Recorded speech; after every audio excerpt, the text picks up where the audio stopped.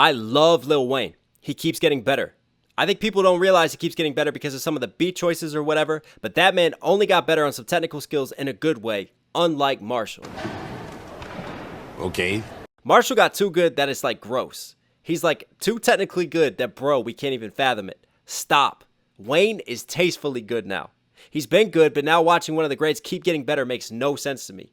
Even Jay-Z. Like watching Jay getting better, it makes no sense to me. And I just love working with Wayne because I love hearing him over the beats I put him over.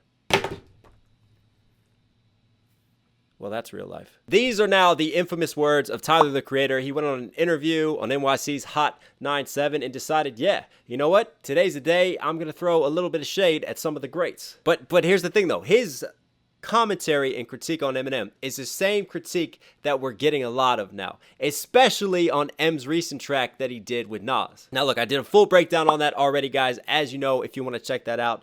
But what amazes me was some of the comments from people going, M's last scheme, which to me was just so technically superior and just absolutely on another level of mastercraft. People somehow said that he was off beat. No. What you need to do is get off of the iPad and beat it with social media because mom and dad are getting tired of paying your network charges for saying absolute bullshit. In all seriousness though, guys, this is what I talked about. If you gave that beat, that EPMD2 beat, to 100 rappers, I guarantee you, 99 of them would not find the rhythm and flow pocket that Eminem found on that.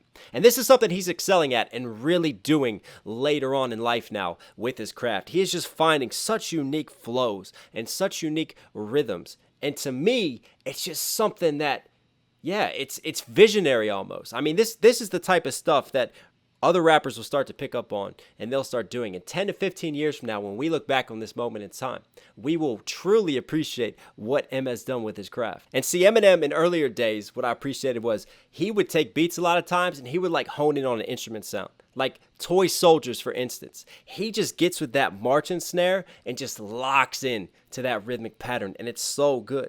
And what he's doing now in later days is instead of kind of picking instruments and honing in on those sounds and following along, he's now basically taking his vocal cords and his voice and turning that into an instrument in and of itself. And I talked about this a little bit on Twitter, guys. It's called Polyrhythm, some of the techniques that he uses. But basically, he just takes his vocal range and turns it into like being a drummer, basically. And drummers will understand what I mean with polyrhythms. And that's basically, look, in hip-hop and most songs, we run over 4/4 metric beats. That's how we measure stuff out. That's how the schemes go. It's always in 4/4 time, guys. And here's the thing about 4/4. Honestly, there's an infinite amount of ways that we can approach it. And me as a listener who always listens to hip hop, who has listened to it for years, I'm getting tired of hearing the same rappers use the same type of flows over the same types of schemes. And Eminem recognizes that. That's why he's pushing himself. That's why he's evolving. And basically what polyrhythms do is you start introducing sort of odd rhythms into these even schemes. So like for instance, if you go like 1 2 3 1 2 3 1 2 3 over a 1 2 3 4.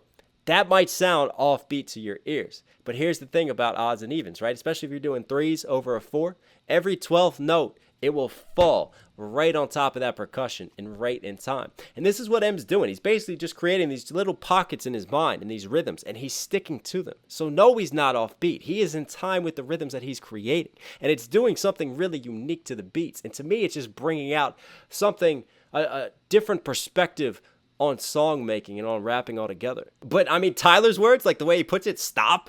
I mean, come on, Tyler. Somebody's still a little bit hurt that he got shade thrown at by Shady. I mean, how can you tell a great to stop evolving? I mean, it blows my mind, really. The whole reason that they're great and that they're at the top of their game is because they have that hunger. They have that drive and that motivation and the courage and the balls to try new things and to really just hone their craft and constantly keep developing.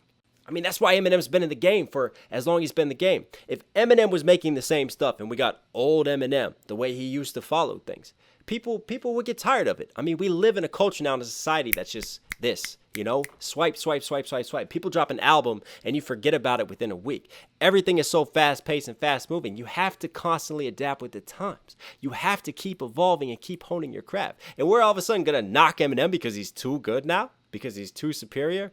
Oh, I just want to vibe with my music. Come on now. You can still have hooks that bang. You can still have beats that are amazing. I mean, look at Zeus. Look at Darkness. Look at some of the things that M is doing. But you can still bring the lyricism. You know, me as a listener, it might be a little weird for some of you to hear. I just don't want to vibe out all the time. I like to have brain cells that function and that work. And sometimes it's fun being challenged, breaking down lyrics. But, you know, obviously there's people who appreciate it, because my channel wouldn't be growing at the pace that it's growing.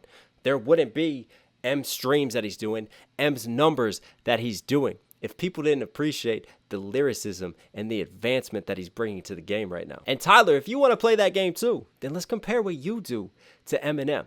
I mean, you're saying, oh, I just want to vibe out now. You know, stop developing, stop being great. Well, that's not in M's DNA. And obviously, because of that, just will to constantly improve yourself and constantly be as sharp as you can in your craft. Hey, he's reaping the benefits of it right now. Still to this day, generation after generation have come and go. And you know what? Once Tyler's long gone, I'm sure Em will still be in a fucking wheelchair doing this shit, making music and just blowing our minds.